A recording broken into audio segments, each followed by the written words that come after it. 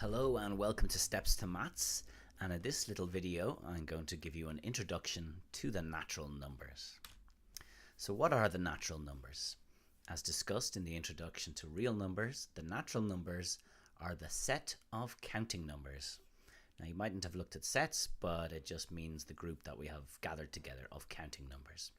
So the counting numbers start at 1 and go 1, 2, 3, 4, 5 and so on. And those three little dots there mean we just continue on forever. So in the natural numbers topic, we're going to be looking at properties of natural numbers. So properties of natural numbers look at questions like, is a number even or odd? What are the factors of a number, or what are the multiples of a number?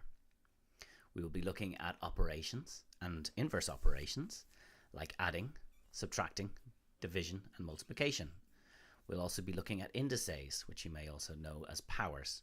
If you haven't come across powers before, don't worry, we're going to be going into that in this topic.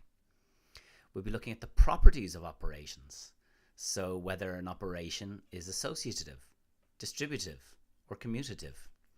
And we'll be looking at brackets and how they affect operations, mostly in the context of looking at the order of operations. So in the order of operations, we're going to come across the acronym BIMDAS, which stands for brackets, indices, multiplication and division, and addition and subtraction.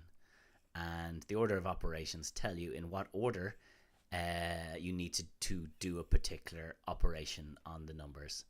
So you start with brackets, then the next most important will be the indices or powers. The next most important will be multiplication and division, and then finally addition or subtraction.